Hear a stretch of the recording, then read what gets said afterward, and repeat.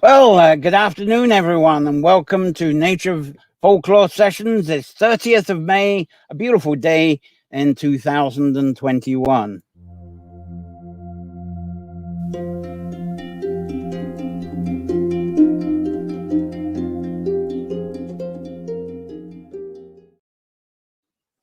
Well, thank you all for joining me on this beautiful sunny day. Well, it is here in Ireland. It's our warmest and sunniest day, our first real day of summer. And this is our weekly time for exploring nature-centered folklore, connecting this within your favorite sanctuary space, which I'm sure must be outside today, and expressing inspired visions from your sanctuary through your poetry, writing, arts, crafts, performance, and problem solving.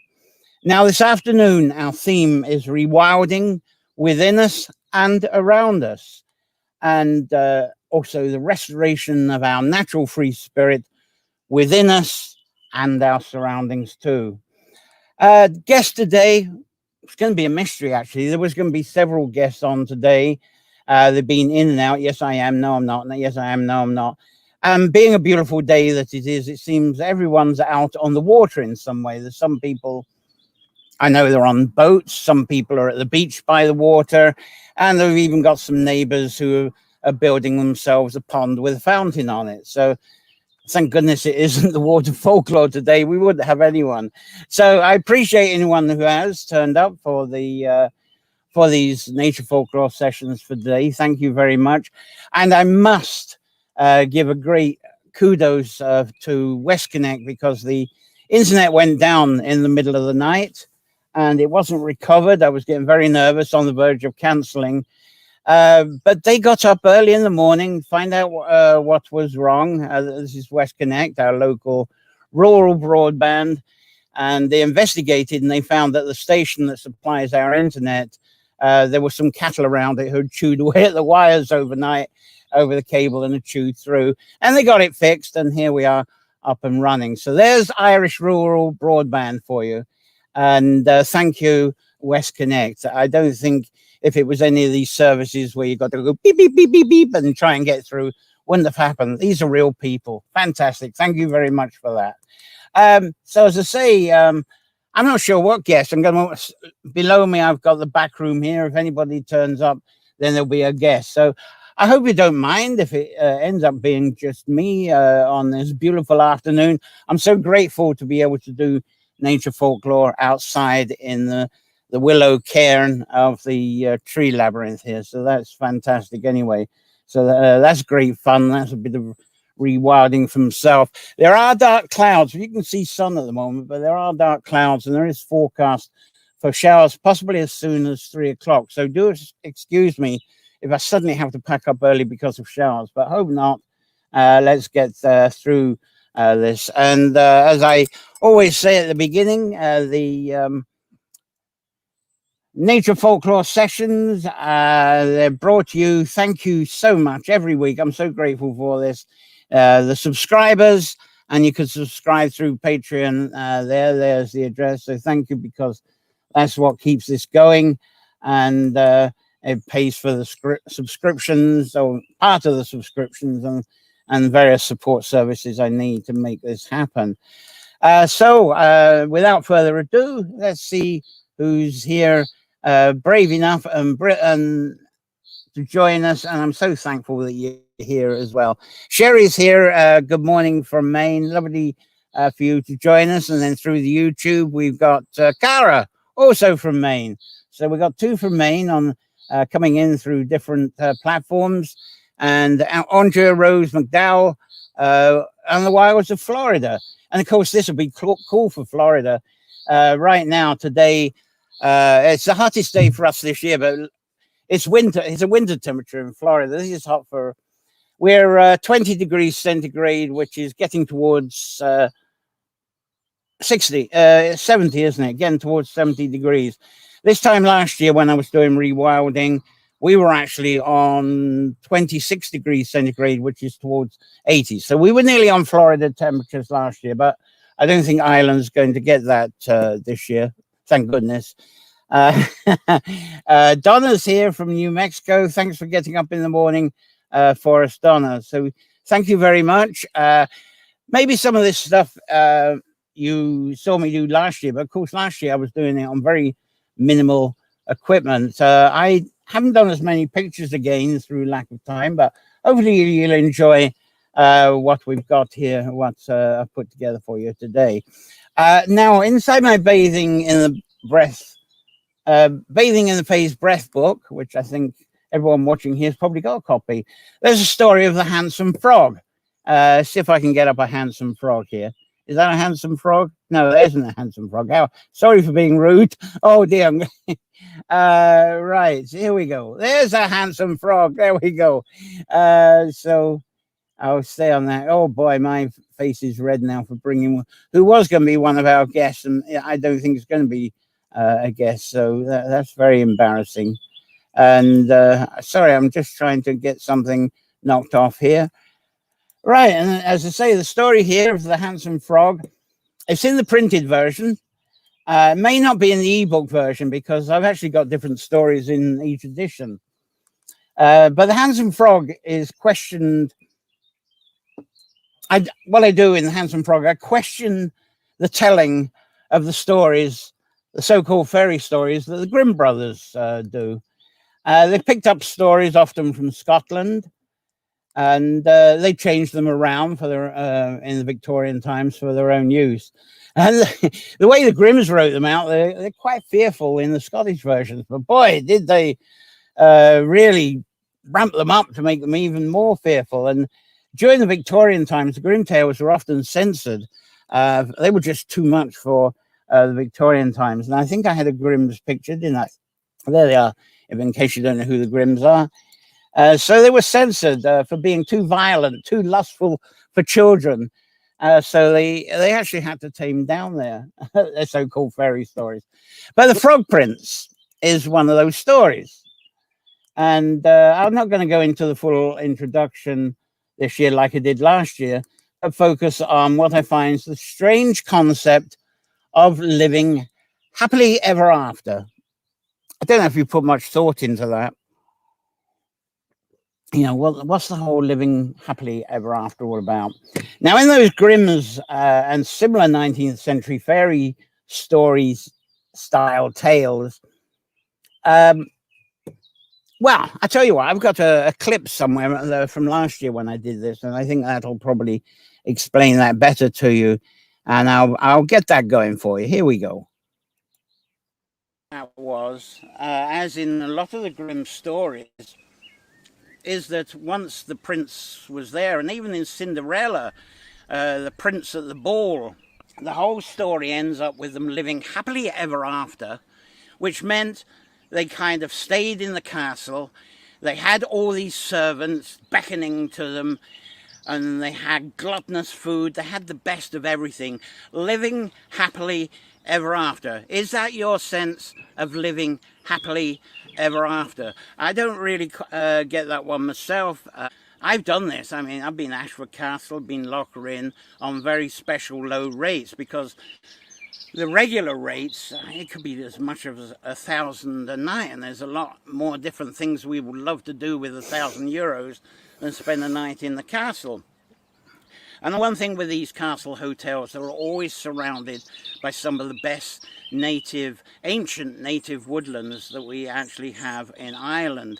Ashford Castle, for instance, you're right into the Cong Wood, which is tremendous, it's huge, or you can catch a boat over to Inchegol Island, which is a lovely native forest island full of stories and antiquity, and you can go for a swim there. There's a lovely little beach. So it's funny, if go to the castle, what do you want to do? Go out into the woods. So in the Bathing in the Phase Breath book, I kind of looked at this. What is this happily ever after?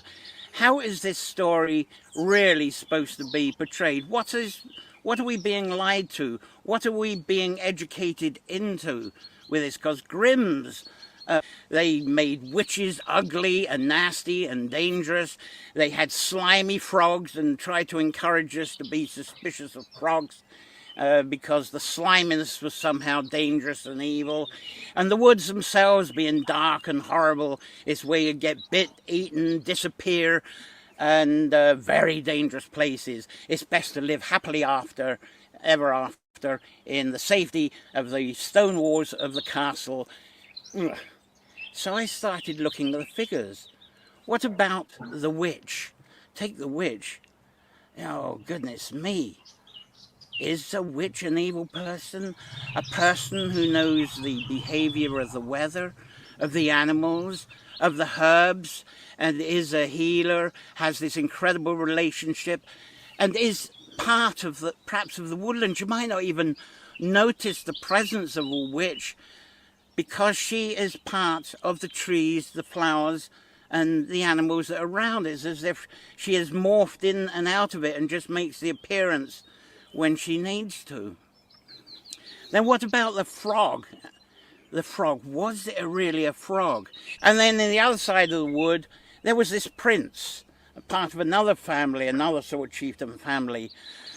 And with a curiosity, as I say, like when I get a cheap bed and breakfast in a castle hotel, after breakfast, off into the woods, maybe the prince was curious and young, what is in these woods? So he goes into the woods, and at that time finds what is called the ugly crowdy witch. Is actually a beautiful young woman, incredibly beauty, and the beauty is not only of the woman, but the beauty of who she is, the beauty of how she is part of the wildness, and that comparison to the conservatism and the regulation and the habit and the code of ethics, I suppose, and etiquette of being in the castle. Suddenly this prince might have found himself in the surroundings that became a kind of sanctuary for him, and in that sanctuary was this beautiful woman, and he might have ended up married to her, or certainly in some kind of union, but in order to live in the woods with her, he would have gradually dispensed of his so-called fine clothes, and he would have adapted to clothing that would have been essential for the woodland. And because the woodland can be damp and humid, then it's as if the clothes that it would be wearing would be slimy as well. And so would it be as he's by the well, maybe watering himself, washing his clothes while he's wearing them, and he's kneeling there. Would he look like a frog? That's the question that I ask. So I suppose the point of the story there is an introduction to this idea of rewilding ourselves. And so that's that there is my introduction to the rewilding. Before I follow up with that, there's Gary, who was wonderful, talking of wells. His ears were burning, and there he is for the ancient wells of Ireland. Lovely to have you here, Gary. Thanks for joining in. Sherry, good morning, everyone from Maine. So thank you. We're building up a bit of an audience, which is fabulous. So, and especially Gary, which is wonderful because being in Ireland with the family. So honored to have you on board for a while. Very good. But say this afternoon, I'm kind of looking at the ways of rewilding ourselves, the recharging, the realigning, the rebooting, and use that story introduction to slide into the idea of rewilding ourselves. Because these days, I think we get very excited when we read articles and books that on such daring things as leaving part of our gardens to go grow wild. There we go, that sort of thing. And I must admit, the garden here has gone that way. And I think a lot of people in Ireland have gone that way, not because they chose to go rewilding, because they haven't been able to get out in the wet weather with their lawnmowers. And now they've got all these beautiful wildflowers everywhere. So I think without planning it, people are really getting into the concept of rewilding right now. And when it's a fine day, they're not going to say, I'm going to get the lawnmower out. Well, I think with the way things are, they'll be getting the strimmer out, but they're not going to be bothering with that. They're going to go to the beach and relax, have their picnic, whatever it is they'll be doing, which is a fabulous thing to do. So rewilding has happened to a lot of people this year. But I'm considering this thing that we call connecting with nature. That's the thing. I think I went into that last week, didn't I? about how we talk about that as if we're detached from it, though some of the mindfulness people were saying, well, I have to say that because otherwise people won't know what I'm talking about. But some of the things we could be doing as projects, and has been talked about a lot, is the joining up of hedgerows to connect with woodlands. I've got a hedgerow person there, and hedges connecting up woodlands, groves, and spinneys, and so the wildlife again can move along their natural corridors. They're not sort of stop. It's a pasture, and we may dream what might happen, what might return in Ireland one day, for example, is there'll be a natural corridor from Dublin all the way to County Sligo here. And if any squirrels wanted to, they could swing from trees to trees, all the way from Dublin to Sligo, like this little man here, or woman. But no wildlife can do that now. It's impossible. But before any of this restoration of rewilding is possible, and I think before we could ever be effective with such projects, we've got to dissolve barriers, often dissolve the barriers in ourselves and perhaps our egos that we construct and form. Like in the story, I was talking about the happily ever after castles. I think we sort of build those up within ourselves. So I'm getting a little bit psychological today, but I think it's one of the passions. It's how we build this passion up of letting go. And how do we actually become interactive with what we call nature? How do we become interactive with that again? Now, I mentioned it was either last week or the week before about the mindfulness and facilitators calling what they do as connecting with nature. And I also mentioned how I found that irritating, because I feel the hurdle to be overcome is our denying that we're always part of nature. We just kind of escape that. The earth is a closed system. It's a closed system of ebb and flow of life. And I think that holding on to that thought is perhaps more appropriate for this rewilding session than when I first mentioned it a couple of days ago, a couple of Sundays ago. So I think it's friendlier and it gets much more interesting if it's said, well, these mindfulness people, what they were saying is connecting with nature. If they actually tell people, oh, come on my workshop, come on my course, come on my walk, connect with nature. Connecting with nature, they feel, is much more attractive to people than saying something like, discover who you are, or discover how you are denying you're part of nature. That sounds very abusive, doesn't it? So I think they've got a point there. Put in the comments what you think about that anyway. But I suppose, considering the trickster methods we use in any kind of marketing, that all makes sense anyway. It's the odd reality that if we are honest, as we can be, we would attract no clients and no customers. And that's what happens when you're honest. You just can't attract people. See, I think in marketing, you've got to be a bit of a trickster. Otherwise, you're just not seen as being interesting enough. Politicians are good at that, aren't they? So we use stories. Stories are a great way of attracting. Don't you think so? It's funny, some storytellers, when they teach at school, because you know, the way the schools are sort of very sort of square. I know, it's almost the teachers are in square shape with square heads. That's the image I used to have when I was at school anyway. And when the storyteller comes to school, quite often they're in what you expect for storyteller clothes, with a fancy hat and the scarves and sort of fairy clothes or whatever they got. And the teacher will be saying, now children, what the storyteller is going to be telling you is going to be a pack of lies. Michael Quirk, this happened to him when he used to do stories at schools. And he sort of looked, you know, oh, that's a great start, you know. And so, of course, the stories. Anyway, going back to when I hear connecting with nature, I get the imagery of people tiptoeing back into nature. In a way, as if our egos are precious, maybe.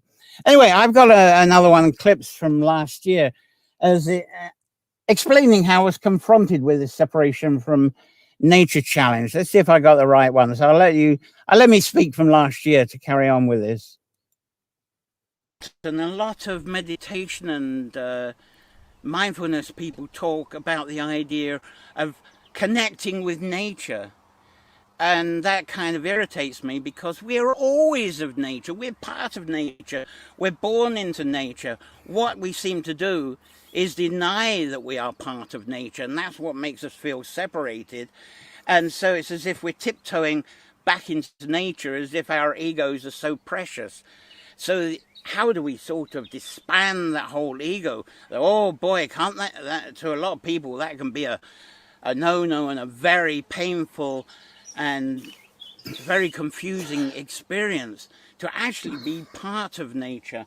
I was a mature student in the 80s. Was it 80s? Yeah, it was 80s. I was in my 30s, and I was doing food science because I qualified in herbalism quite a bit, and so I thought of the idea of how can we actually use food in a wider way rather than the idea of herbs as a cure.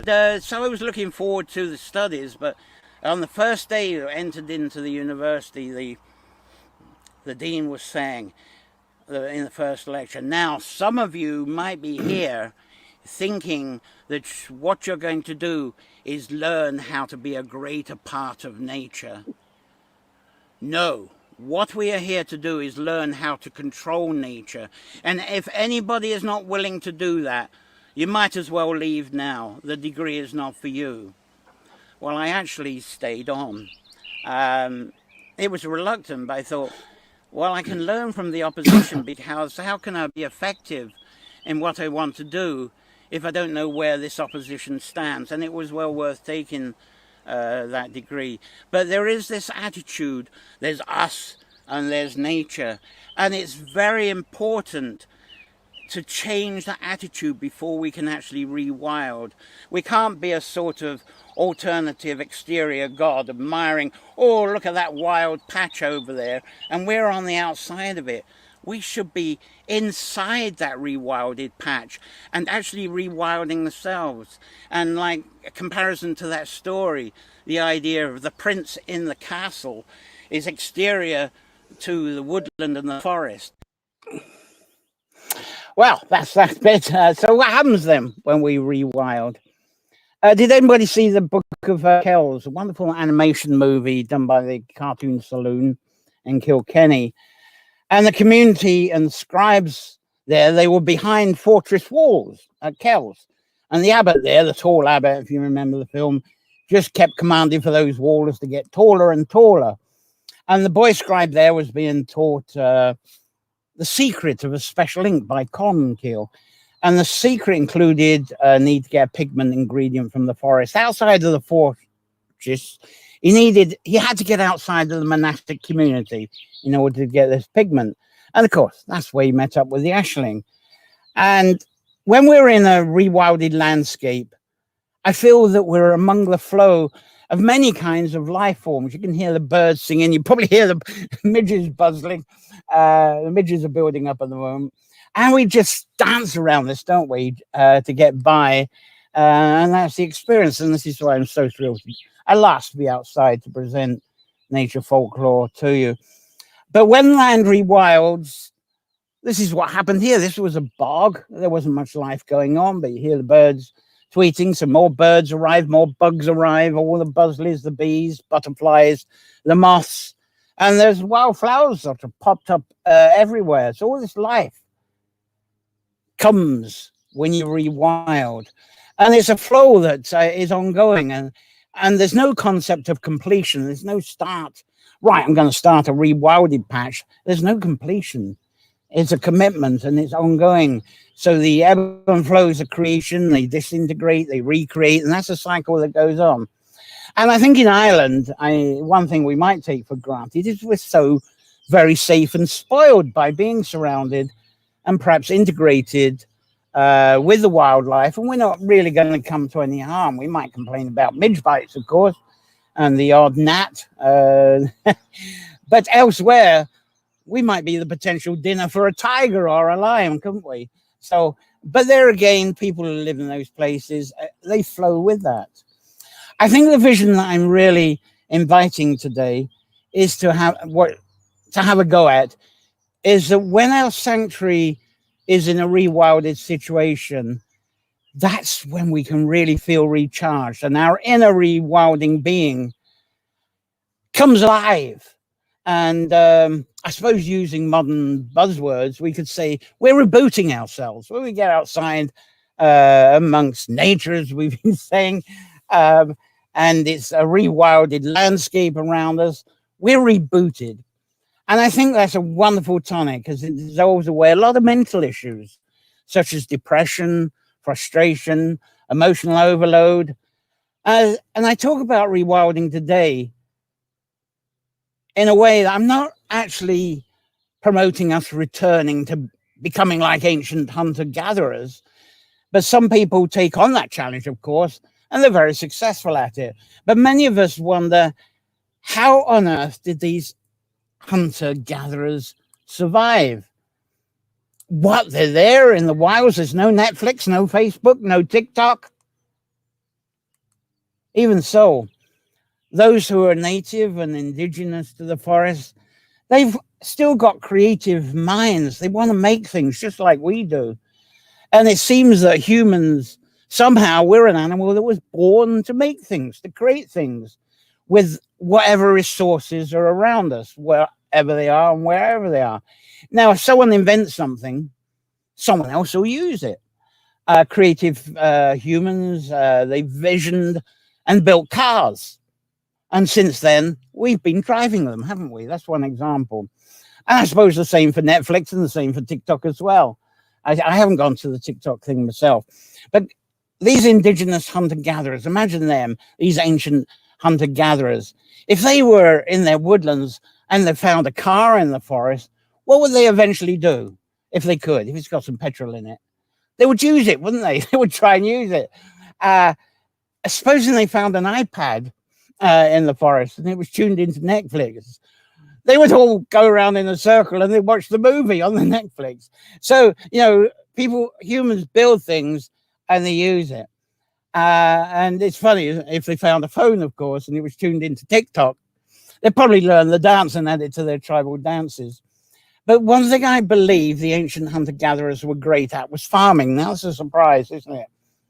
No, they weren't the sow seeds and plant plants type of farmers. But if they saw something useful in the wild, it seems to have been catalogued a bit.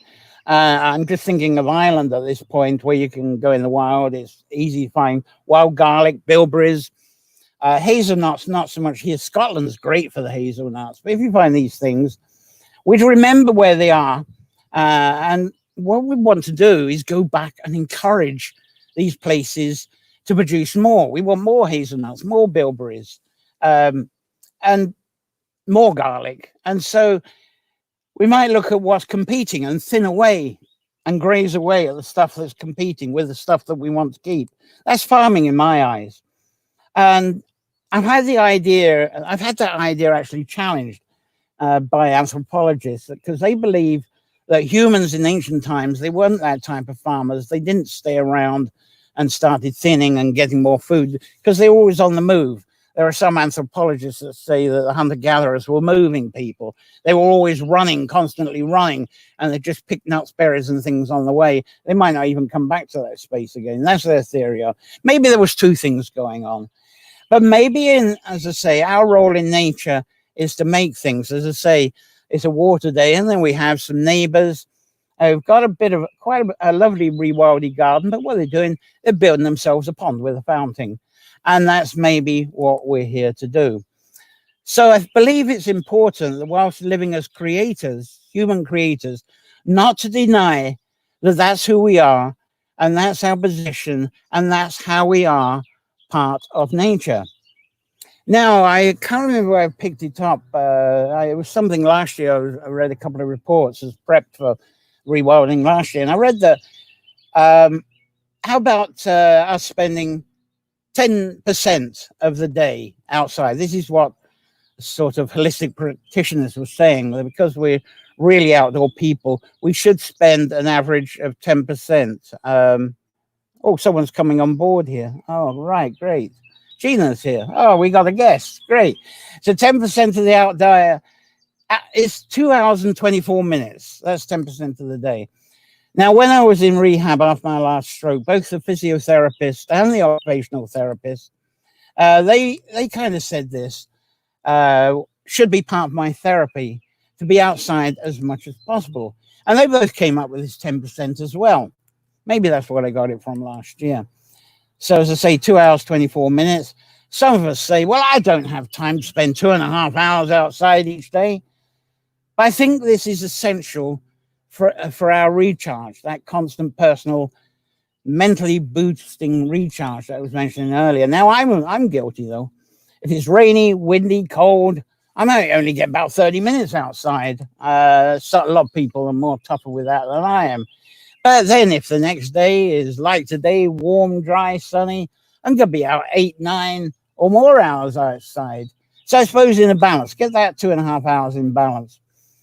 So I suggest think about, where is your living green space? Where's that retreat for that?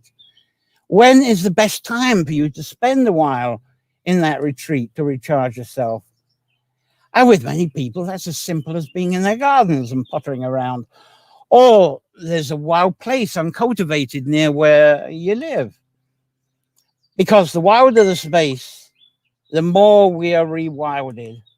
A manicured lawn or flower bed may benefit us with fresh air, but it may obsess us. If we've got lawns and flower beds, I think it may obsess us with the stress and burden of order and control of order. So we get obsessed with this sense of order. And so the recharge is sort of stifled, isn't it? Now, some people find that their favorite and most active time being outside is in the mornings after a night's sleep. I find that too, because that happens to be when our serotonin hormones are the most active. And being outside after being in bed, it continues to build up those serotonins if you get outside as soon as you can. And this is, there's a lot of people talking about immune system and building the immune system now for obvious reasons for the last couple of years. And that's one good thing. Outside after bed for a little while, get those serotonins built up for the day. And you can go back for a nap afterwards, of course. Nothing wrong with that after some morning outdoorsness. Now, I'm starting to think of the 3 strains of the bard, and I talk about this on Nature Folklore a few times. And you can bring it up in the rewilding, because it is the 3 strains of the bard. Bards are about kind of enchanting ways of living, the ancient bards. And when we get on to sound therapy, we'll talk about how sound and songs, how they move us in how we live. But the morning with the fresh air, the jauntry time, so that's our time of upliftment, of our joy. And then for the rest of the day, we might be dealing with people, maneuvering around challenging situations, and that's our gaucherie time, isn't it? Where we don't exactly have deep melancholy from doing this, but our cortisone hormones kick in at that time, because we've got challenges, we're problem solving, we're at service, we're helping people. But we're always eager to get through that and look forward to the end, and then we can relax and look at our achievements and what we've done through the goals, who we've helped, and that's a lovely time, isn't it? But after all our remaining serotonins, then as we get to the end of the day, what comes into play? The melatonins. And that leads up to our good rest and good night's sleep and our dream. And that's our wonderful sauntry time, which is the 3rd strain of the bard. So see how I intertwine nature folklore into the practical situation of rewilding. And then again, as we wake, we try and act out some of those dreams that we've had, because dreams inspire us. We might not remember the details, but boy, if we get outside after a dreaming session and we're pumped up with serotonins, that I think is our human creative time and a wonderful recharge time. And that keeps us flowing absolutely wonderful through the day. So that's what I'm saying about rewilding ourselves in order to rewild in our surroundings. A lot of you here, there's a few people, before we move on, let's get on to the comments here, because we're going to talk about We Are the Ark, which a lot of people absolutely love. And Claire's here. Hello, marvelous to see you in the labyrinth, John. I'm loving the broadcast. I'm glad you're enjoying it. Since I was solo. We had a guest, and the guest has gone again. Let's see. There's Lily. Lillian's here from Meanmore Cottage. Hello, Lillian. Sauerkraut. Oh boy, gorgeous sauerkraut. I get wonderful foods from the market from Lily and Lenny there. Fantastic. Elise is here. Godot from Portland, Oregon. Charlene Ray's around. She's there. Good morning from Whidbey Island. Be very early for you. Brilliant. Donna's got something to say. Secret Kel's gorgeous. One of my favorites too. I love the cat. Yes. Oh yeah, the cat bit's absolutely wonderful. And I love Song of the Sea as well. And then there's someone from Toronto here, Marie Dolinky. I hope I got that right. And as I say, I hope you're still here, Gary. Very brave. And then we got Thomas here, Thomas Robinson. Hello and good morning to you. And yes, thank you so much on this sunny day for taking some time for this wee session on the rewilding. As I say, sorry, I'm lacking the photographs again. And we did have a guest who was going to come on, and she's vanished again, which is a shame. So let's hope she'll come back. Anyway, a lot of you, as I was saying, a lot of you here, sorry about this because my clothes are falling off. A lot of you here are members of the Facebook group, We Are the Ark. And you might even have the We Are the Ark book as well. And this is all the wonderful vision of Mary Reynolds. And so We Are the Ark. And I think I've got something that actually says something about that. There's a sort of a logo there. We Are the Ark. ARK, acts of restorative kindness. I just love that. Isn't that wonderful? That's enough to kind of get you very attracted to join in that, I think, anyway, because this is what it's all about. And I hope this afternoon that's what this is about as well. Right. Okay, I get tuned in again. There we go. Right. The one thing Mary Reynolds emphasizes is that we are nature too, and we are the ark. And when you rewild us, I was talking about this, and this is what Mary Reynolds talking about. You got the space that was perhaps a lawn or a manicured flower bed. Boom, you let it go. All this wildness comes in, just like what's happened here in this tree labyrinth. This is an ark, because since it's been here, as I say, you hear the birds singing, and there are a lot of spiders and buzzards. Sometimes there's hares in here running around, pine martins, definitely. And there's a lot of wildflowers that just scatter and they grow. So this, in a way, I'm in the middle of an ark. I'm very proud of it too. And I'm sure a lot of you watching, you've got arks. And as I say, in Ireland, people have had arks built around them because they haven't been getting out to do stuff because of the rain. Anyway, a main suggestion is allow part of your garden to be wild, and it's suggested put a sign up. There we go. Anyway, you don't have to put the sign up, but I suppose that's inspiring for anybody who sees that. Oh, I can do that too. But such a space is not just a sanctuary for wildlife and plants to discover, and they come and live within. It's allowing the land to be what it wants to be, and we're not controlling what it has to be. Not much. People question me because this is a labyrinth and there's certain controls there. There was geometry applied, and I question that as well. You know, who am I to put a piece of geometry, calibrated geometry, in the middle of boggy land, which had defined circles? There was triangles involved in the calculation. It was very Babylonian, ancient Babylonian in the way I approached it, very chart-like. But what happened, once it was here, the thing was built, it went wild, all the life came in.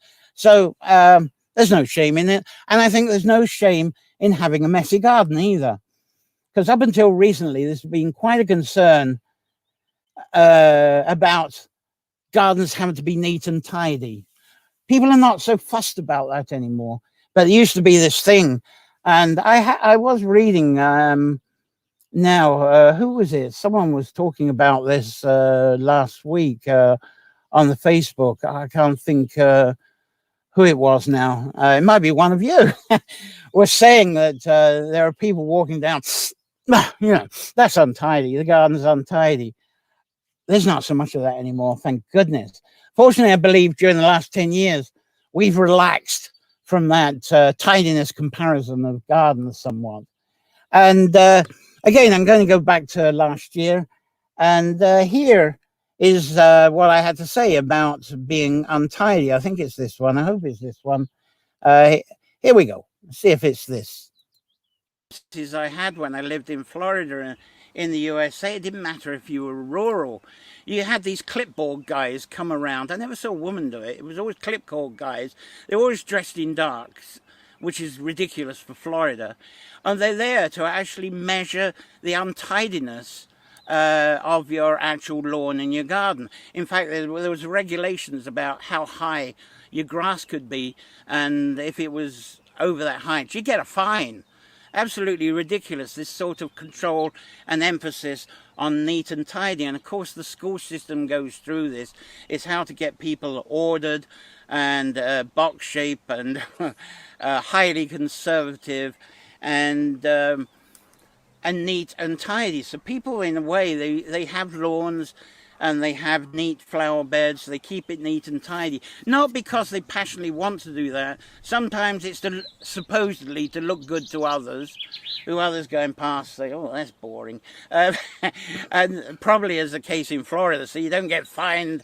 But I think those days have gone, because there's I gather in the USA and certainly around Europe, that even the local in the urban places, the councils are allowing roadsides to grow wild flowers, to go wild. So the rewilding is actually catching on as a culture, thank goodness.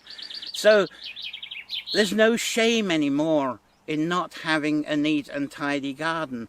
It's not essential. In fact, the other way round, being what was once called a messy garden, is the way to go. And when we have a messy garden, what we have is a culture of biodiversity, which I was talking about a couple of sessions ago. Yeah, so no shame in being untidy, especially in your garden there. And right now we've got the hawthorn trees. They're out in blossom, a bit late. Sorry, I never got the photos up. I think I got them out, and I've got company here. I've got a live guest at the side of me here. You can possibly hear twittering away. But around those hawthorn trees seems to be where customs and traditions demand us to leave them alone. Even if the tradition comes out of scaremongering through the lads, even though there is a scaremongering, it doesn't happen so much now, but the lads are still used to collect the blossom to make their love beds, and women collected the blossom to make their first aid tinctures for heart problems or any therapies, something as a part of the medicine chest for the winter. So people still touch them, but we're told to leave the hawthorns alone, as they are havens for the she, for the fairies, for the birds, the butterflies, moths. And it's also where the foxes and badgers and pine martins, they hang out and feel safe around the hawthorns, especially if their hawthorns are in the fairy rings that are all over Ireland. The stone rings where there used to be a community in ancient times, and now it's said that the underground fairies have pushed up the hawthorns and they look after the spirits of the people that live there. And again, they are arks. They bring all this wildlife in as well. But to take permission, such as the lads for their beds and the women for their heart tonics, and as a diuretic maybe, or just they love the rosy smell, the tradition, of course, is ask the permission from the she to have the blossoms, even though in a few days' time they go into that sort of pinky brown and they almost smell like a corpse, don't they? They're the extreme of hawthorn blossoms, that beautiful, lusty smell to start with, and then it is kind of, they suddenly recharge into something completely different. So to sum up, I suppose the invitation and vision that I'm sharing through this session is to play down and dilute our quest and visions for control of tidiness. And we can drum up a lot of stress trying to keep things neat and tidy, don't we? I'm guilty of it as much as well. But do you agree with that? You can put that in the comments of how what you think about that. Is the neat and tidy ever worth the effort? A lot of people feel refreshed by that. But for how long? Because you're stopping everybody trying to mess things up. So, oh, whoa, I got that sorted out. And then someone comes in with their muddy boots or throw things around. Oh, God, why do I bother? So was it worth the effort? There again, it's balance. It's all about balance, isn't it? Because even take birds with nests, and when they're nest making, they may be untidy when they weave those nests, but they're tidying them up before the eggs are done. So there is a balance. Wildlife does have their neat and tidy moments as well, but I think you do it in the flow of things. So, but if you're going neat and tidy, trying to impress people, especially if they don't turn up, and of course, back to the bird's nest, sometimes subspecies of birds where the males actually create the nests and tidy them up to try and impress the female birds, and the female birds just walk past. Anyway, I know myself, when it's a gorgeous, warm, sunny day, like today, although it's clouding over, I think we're going to get the showers in the next 20 minutes. I'll try and be out of bed and work a little bit on the garden. I haven't been so great at that lately, but that used to be a lovely habit. So the washing up, the cleaning up, bed making, it's all ignored until that bit of serotonin time outside. Or do a lot of that on a wet day and catch up then. And it's lovely to catch up then on a wet day. I love it. But I'm just not, I suppose you'd say, I'm just not a happily ever after type of guy in the bubble of a castle. I think that's how that sort of works with me. I'm just looking. There's some pictures have gone missing that I'm wanting to show you in a minute. Let's have a look, see where they're gone. I didn't do my job properly here. Okay, well, you'll have to do some imagination in a minute, because I might be able to pull them up whilst I'm trying to chat away here. Some pictures I wanted to show you in a minute. Excuse me a moment while I try and creep around trying to get these up. Right. Talk to yourselves for a moment. I'll be back with you in 1 second once I get the file, and I'll get this absolutely moving fantastically again. I try and prepare as much as this in the front, but somehow I must have missed out. Okay, come on, that's it. And if I get into position, I'll be able to talk with you a bit more. Right, that's it. That's what I wanted. So, oh dear. Rewilding ourselves and reclaiming our inner truth. And that's very much the thing that I'm wanting to emphasize it. So I'm coming to a sort of close. That's why I'm getting these pictures up. And I'm going to suggest that rewilding and reclaiming, whoops, come on, back up again. Multitasking, goodness me. It's that multitasking moment again. Right, there we go. Sorry about that. The inner truth, the inner voice within ourselves. And for some people, it might be uncomfortable, as I say in one of those videos, and painful to think about that.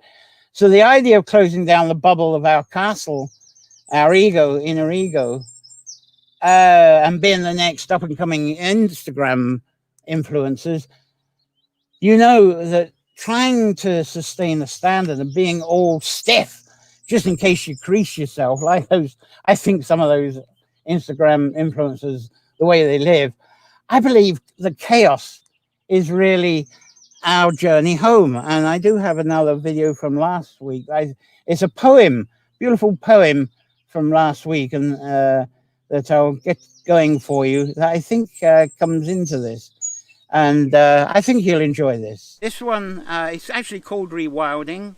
I got it off of Medium, and this is by Sarah Carbonell. So this sums up what I've been trying to say. When we were born as babes, we were brought into this world wide-eyed and wild wandering. We brimmed with a thirst for life, so strong that the raw desire to talk, touch, breathe seemed almost unbearable. Our first steps sent waves of shock and awe coursing through our bodies, and the shoelaces we failed to tie weighed upon our hearts. As we grew older, we were taught to behave. We were taught not to cry, not to scream in public. We were taught to sit still in class. We were taught to do as we were told, or we would be punished. Maybe somewhere along our life's quest, we forgot how to cry. We forgot how to scream.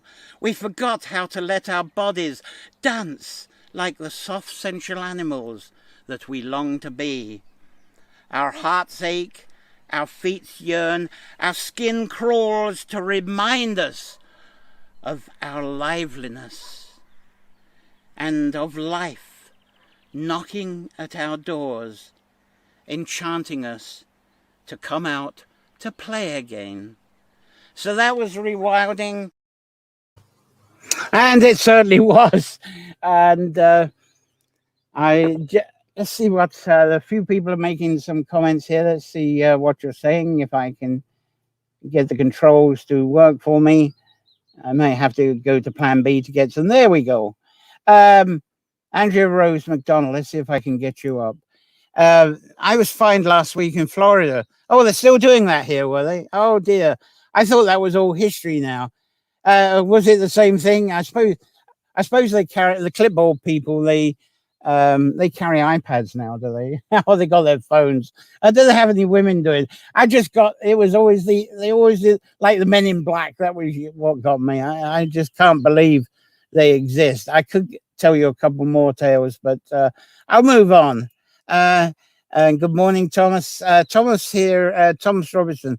Been working on finishing building stone terrace on the side of a rock hill. Had to carry tons of stone uphill and build a patio for a picnic table. Maybe wood would have been lighter, wouldn't it, Thomas? But there again, it wouldn't last so long. But well done anyway. Congratulations.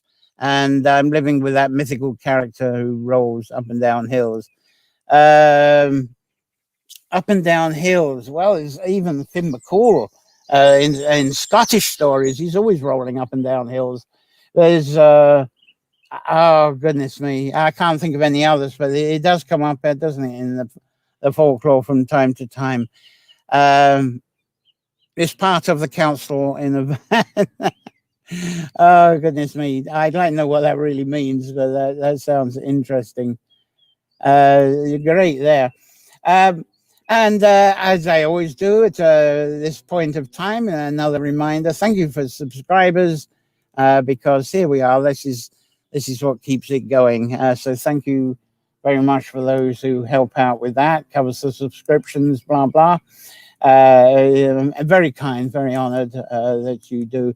Pound, euro, or $1 a month is great. So coming up in the Nature Folklore sessions, and this is what I was trying to do, was trying to get some pictures to show you a little bit about what's coming up, because there's some lovely stuff coming. Sanctuary time, it's going to be a much more casual one, because I must admit the rewilding is almost like I'm standing on a box being a preacher, but this one we should have guests. I hope we do, because I'm inviting people to show off their gardens. So next week, 6th of June, Bloom isn't on in Ireland, but this would have been the time it would have been on. It's a holiday weekend here next Sunday. So it's Bloom time, our garden sanctuaries. That's what we got for next week. So hopefully we'll have guests on at that time talking about their sanctuaries and their peaceful gardens. Looking forward to that one. Lots of flowers next week. And then 13th of June, this is going to be unique. I'm looking forward to this. This is the logo from last year, but It's our sound bathing session, but behind the scenes, that Sharon and some of her friends, they're putting something together with sound related to the women of water. So I'm looking forward to that. That's going to be kind of dedicated to them. That's going to be on the 13th of June. And then on the 20th of June, it's going to be Midsummer Gathering. That's going to be a free-for-all, really. Whatever subjects come to, so the people there commenting, perhaps we can bring you live and talk about how you feel about the midsummer and where it's going. That's the sunset up at Carrickeel. That's going to be absolutely packed this year. Now that everything's sort of opening up, not so much as in other countries, but Ireland's really opening up in June. And that's what's happened today. A lot of things, they haven't quite opened up, but people are saying, "I'll start this. I'm not waiting for a couple of days. I'm just going to go and do what I like today." So as far as a lot of people concerned, there hasn't been an epidemic. Anyway, so potluck variety show for the midsummer there. And 27th of June, I'm absolutely looking forward to this one. We have to dedicate a session for this. The launch, the Sacred Actions for Sustainable Practices book, that's being released the next day on the 28th. And I'm delighted that Dana O'Driscoll, the author, she's going to be on, and we're going to have a big Q&A with her and go through the stuff in her book, because it's so much related to what the stuff I talk about each Sunday with these Nature Folklore.